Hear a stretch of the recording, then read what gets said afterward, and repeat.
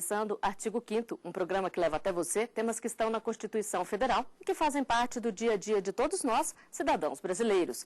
No programa de hoje vamos falar sobre a privacidade nas redes sociais.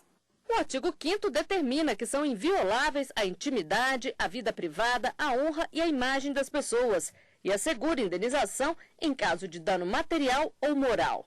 A Constituição garante ainda o sigilo das comunicações, a não ser em caso de ordem judicial e de acordo com a lei, para fins de investigação criminal ou instrução processual penal. E para falar sobre a privacidade nas redes sociais, nós temos dois convidados no estúdio do Artigo 5º. Está aqui conosco o advogado Walter Ribas. Ele é especialista em Direito Digital e Direito Administrativo, além de pós-graduado em Processo Civil e Direito Civil. Seja bem-vindo, Dr. Walter. Esses princípios da Constituição também se aplicam à internet?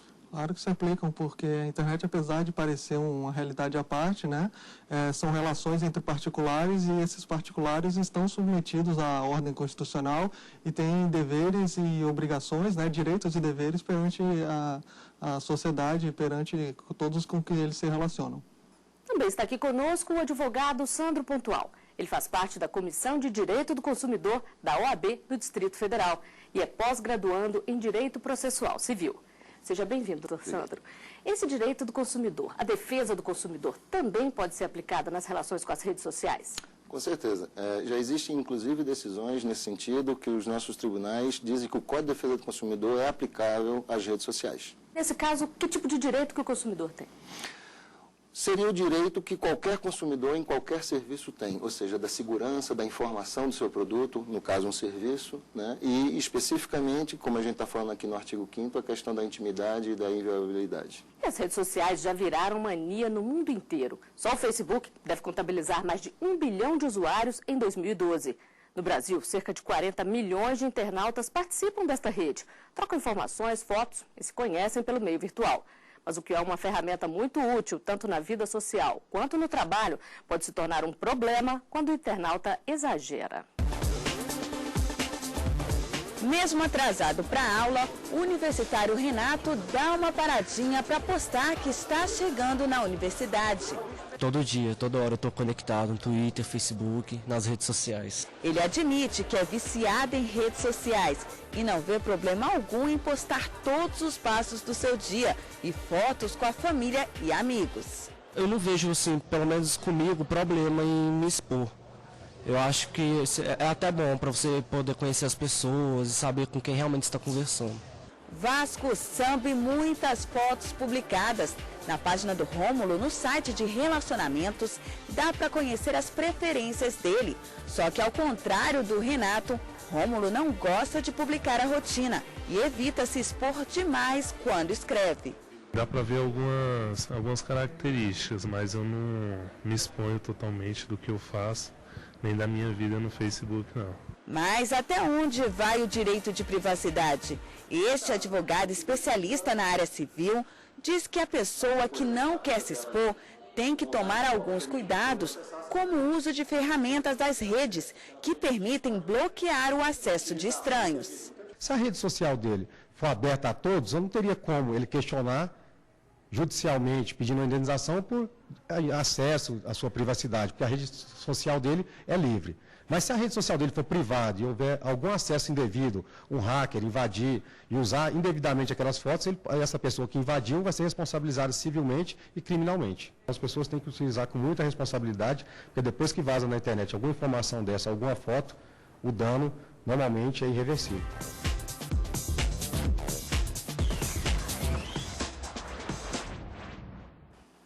Doutor Walter, na prática, que tipo de cuidado o internauta deve ter ao participar de uma rede social?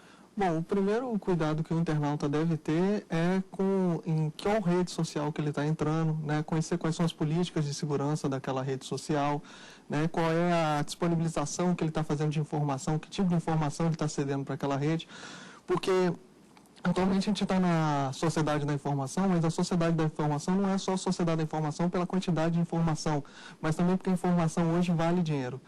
As redes sociais hoje procuram ter cada dia mais acesso às informações dos usuários, porque eles revendem essas informações. a informação que serve para eles poderem vender um produto, para um determinado tipo de anunciante, né? Então, essas informações que são disponibilizadas pelo usuário, o usuário tem que saber exatamente como é que ela é tratada, né? E que tipo de informação ele está disposto a ceder para aquela rede social em troca daquele serviço que ela está tendo, né? De utilizar e se comunicar com outras pessoas. E é legal, doutor Sandro, vender essas informações? O consumidor tem algum direito aí? Com certeza. Quando você se afilia a uma rede social qualquer, todas elas têm o seu termo de adesão. Você, quando está fazendo esse contrato, quando você que não deixa de ser um contrato, quando você faz essa inscrição, você tem que concordar com essas políticas. E como o Dr. Walter falou, a ideia realmente é essa. Você tem que saber o que é que você está postando, porque, como a gente já conversou, a intimidade é alguma coisa que você guarda para si. A partir do momento que você divulga, você não pode querer responsabilizar porque você mesmo postou essa informação. Então, as políticas de privacidade, elas têm que ser respeitadas pelo provedor, pelo dono da rede social, vamos dizer assim, mas principalmente pelo próprio usuário. E o que pode acontecer, por exemplo, que a gente sabe que mesmo tomando cuidado, a pessoa pode ser vítima de um perfil falso, de um roubo de senha. Nesse caso, o que pode ser feito? Nesse caso, o que a gente aconselha é que a pessoa entre o mais rápido possível em contato com a administração dessa rede social e faça prova do seu perfil verdadeiro, quer dizer, mostre quem você é e peça que aquele perfil que teve a senha roubada ou que ele foi hackeado, que ele seja tirado do ar. Porque a responsabilidade do provedor, do que entrega o serviço da rede social, ela tem limites. Então, a partir do momento em que você fala para ele, você se comunica e diz, olha, fui hackeado, minha senha foi roubada, esse perfil que está aí é um perfil falso, a partir desse momento, se ele não age, sim, aí começa a responsabilidade. Porque as decisões dos nossos tribunais, no sentido da responsabilidade, é no sentido de não agir.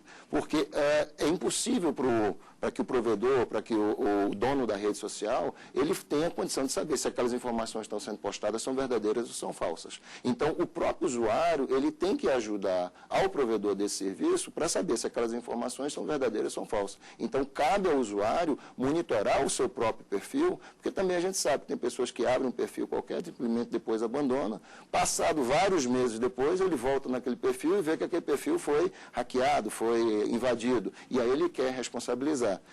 A responsabilidade, segundo os nossos tribunais, é do não fazer. Ou seja, a partir do momento em que o provedor é avisado, ele tem a obrigação de agir.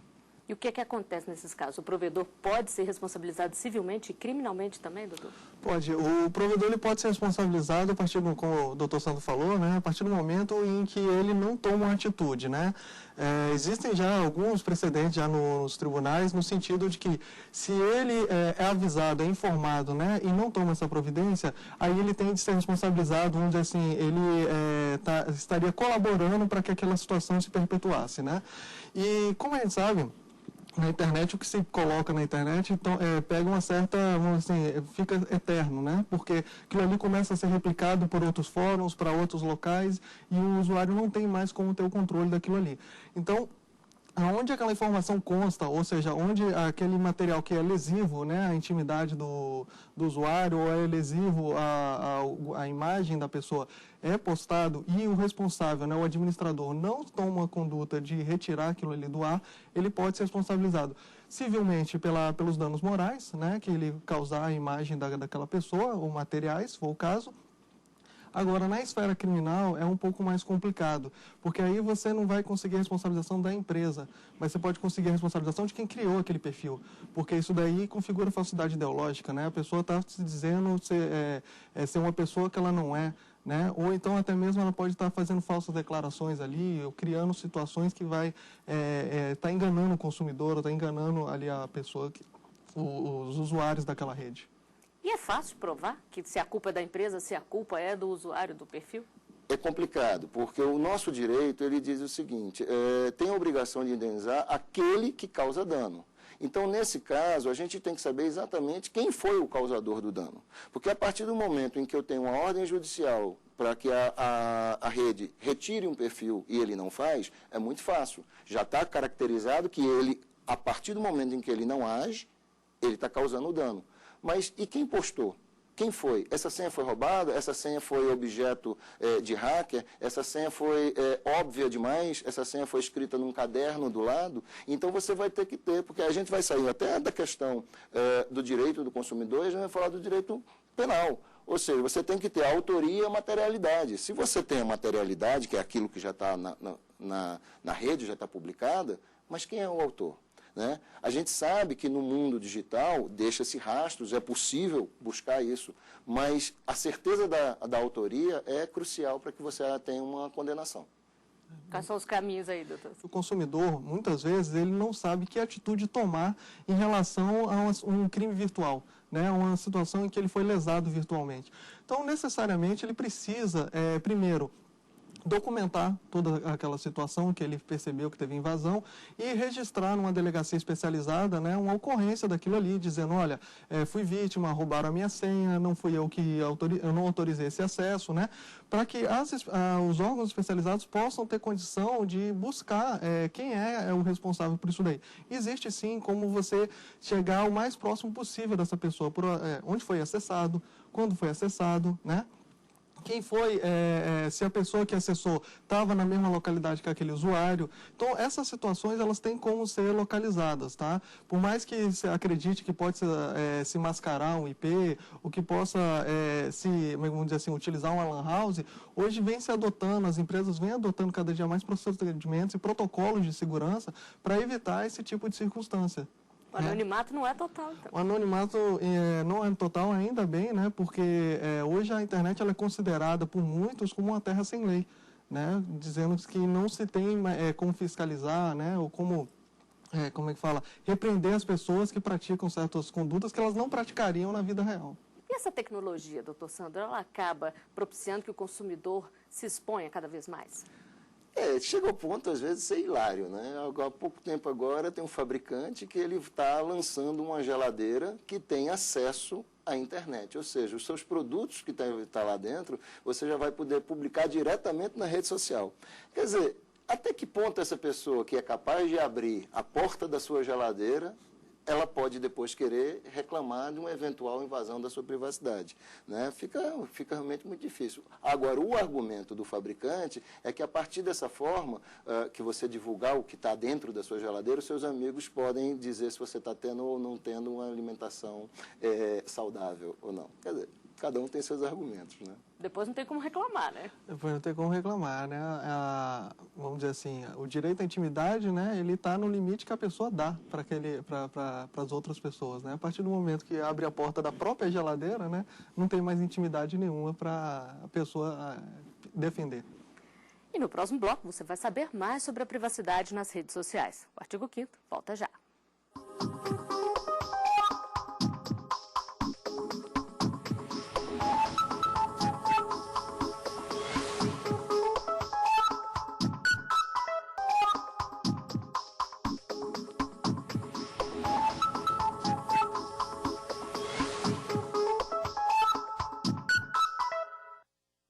Estamos de volta com o artigo 5º. Os nossos convidados são o advogado Sandro Pontual, especialista em Direito do Consumidor, e Walter Ribas, especialista em Direito Digital. No programa de hoje estamos falando sobre privacidade nas redes sociais. E apesar da internet ser uma ferramenta indispensável no nosso dia a dia, falta muito para termos uma legislação adequada sobre o uso da rede. O projeto de lei 2126 de 2011 está em discussão no Congresso. Conhecido como Marco Civil da Internet, ele foi objeto de debates, audiências públicas e recebeu contribuição dos próprios internautas.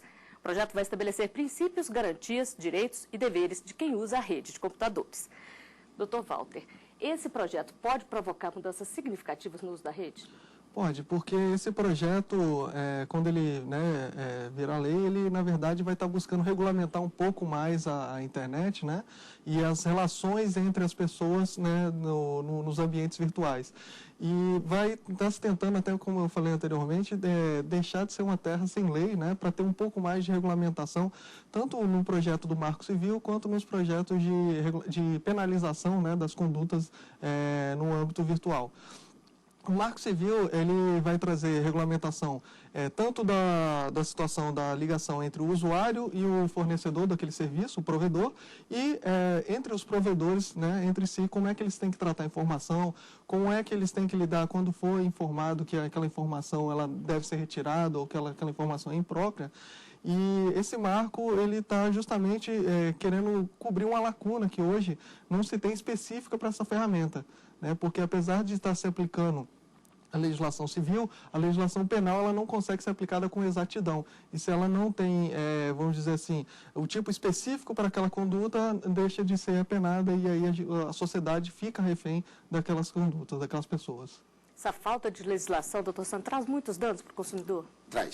Traz, e como o Walter falou, o direito penal ele tem a característica da pena expressa, ou seja, da tipicidade. Se você não consegue encaixar exatamente a conduta, você não consegue a condenação. Então, por exemplo, ainda que o nosso código diga que aquele que causa dano, aquele que subtrai, aquele que divulga segredo, coisas desse gênero, por exemplo, o furto, subtrair coisa móvel alheia. Informação é coisa móvel? Não. A gente sabe que a energia elétrica está equiparada a coisa móvel, mas informação ele não é palpável. Ou seja, então tem determinadas condutas, por exemplo, invadir um banco de dados e olhar somente as informações constitui crime? Pela nossa legislação, não.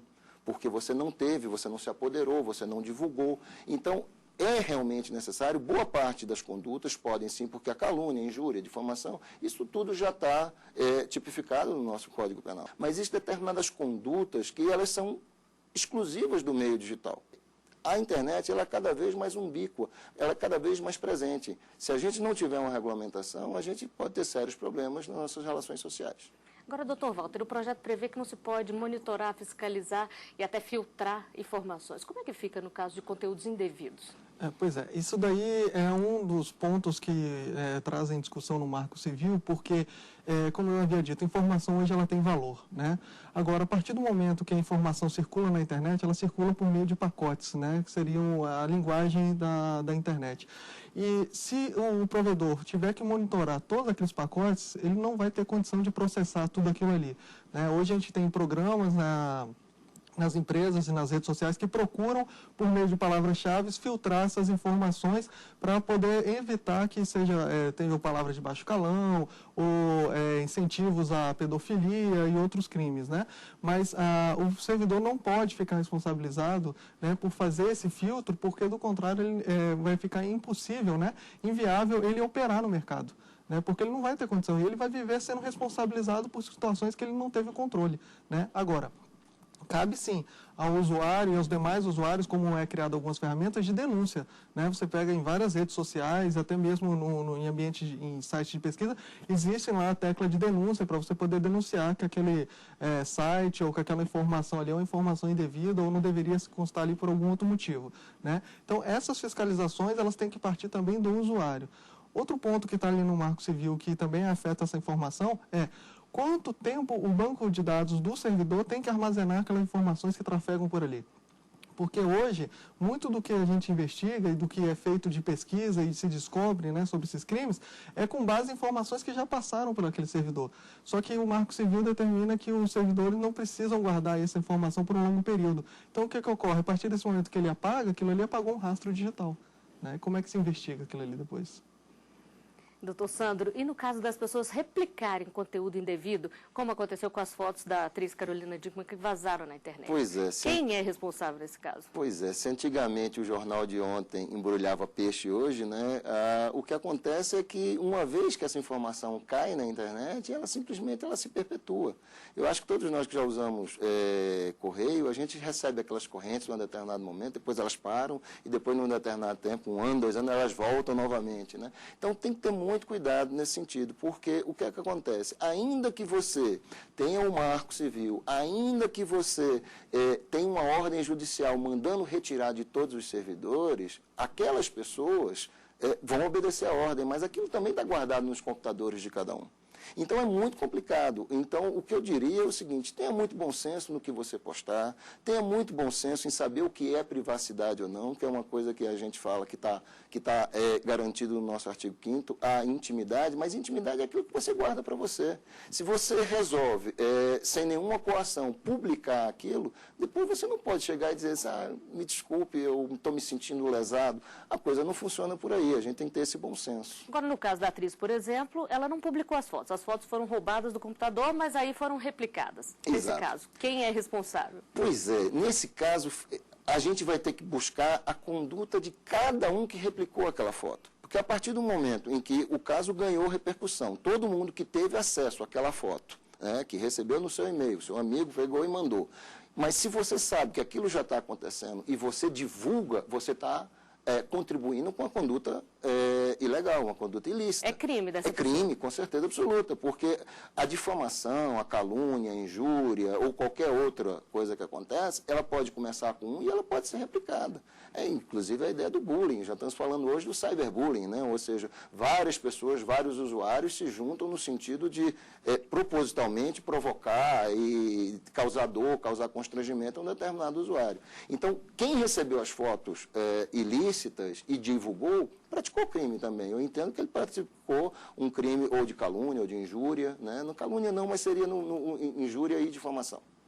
O Sandro tocou num ponto interessante que conforme pergunta, qual foi a responsabilidade, né? De quem é a responsabilidade? E uma outra discussão é, qual é a responsabilidade que o servidor tem, que a partir do momento que eu assino aquele serviço para ele me prestar a internet, que ele tem de filtrar o que vem pela internet para o meu computador, né? E o que eu tenho de responsabilidade pelo que eu envio também pelo computador para as outras redes sociais e para as outras pessoas. Tem um problema, desculpa talhar o senhor, mas a gente tem um problema sério nesse sentido, que eu sou visceralmente contra esse monitoramento, porque aí a gente vai esbarrar também no nosso artigo 5º da nossa Constituição, que está lá, que é livre a expressão do pensamento. Veja só, eu vou expressar o meu pensamento. Se depois esse pensamento causar algum dano, que essa pessoa que se sentiu, que ela venha e me processe, me busque qualquer reparação. Mas você fazer qualquer monitoramento antes de eu expressar, será que já não está falando de censura prévia? Então vamos ver agora o que as pessoas falam sobre a exposição nas redes sociais. A equipe do artigo 5º foi conferir as opiniões. Hoje nós vivemos num mundo, né, da internet, nós temos que compartilhar um pouco, mas acho que tem muitas pessoas que acabam se expondo demais. Ficar postando assim, tudo que está fazendo, você está se expondo muito, dando informação demais, é meio desnecessário, assim, ficar falando tudo que você está fazendo no dia. Que é muito da minha intimidade, eu não coloco. Mas assim, a informação em si, de ter acesso a vários conhecimentos, eu coloco as minhas opiniões, vejo opiniões de outros amigos. Cada um tem o direito de usar o espaço como quiser e assim eu também posso filtrar da maneira que eu quiser. Que eu adiciono, até que mesmo que eu quero receber. Vai dar privacidade de cada um. Se você não quer ser totalmente aberto, você não vai postar coisas sobre você, mas você vai postar suas ideias. A partir do momento que você coloca na rede, e aí você não tem mais controle. Essa privacidade ela tem que ser pensada antes, que se depois não tem mais controle. Você não permitir a disseminação dela depois que entrou na internet é bem difícil, né? Então acho que o primeiro passo é você tomar bastante conta da sua privacidade. Doutor Walter, é o que a gente estava falando aqui, todo mundo sabe, mas pouca gente pratica, é isso? Exatamente, porque segurança da sua intimidade, né, esse direito, como o Sandro falou, né, ele é um direito seu, mas a partir do momento que você começa a expor isso, né, você está abrindo um pouco mão desse seu direito, né, dessa sua intimidade e compartilhando ela com outras pessoas. E é uma comunidade, né, como se a gente estivesse aqui no meio social. Aquilo que eu conto para você, né, eu estou compartilhando uma intimidade minha contigo. E a partir que a gente faz isso na rede social, a gente está compartilhando isso com o universo, né, de pessoas que a gente está ali se relacionando. Né? Então as pessoas sabem que o que vai para a rede social tem a possibilidade de não, como eu falo, de não mais sair de lá, né, ou de aquilo ali reverberar de uma forma negativa, mas ainda assim parece que algumas pessoas têm compulsão, né, por monitorar e divulgar o que estão fazendo minuto a minuto e todos os dias da sua vida, né. Agora, doutor Sandro, isso também pode ser usado pelos consumidores como forma de protesto, mas e quando eles exageram? O que acontece? Aí a gente volta para o nosso Código Civil, né? O nosso Código Civil diz que todo aquele que causar dano, mesmo que exclusivamente moral, tem que reparar.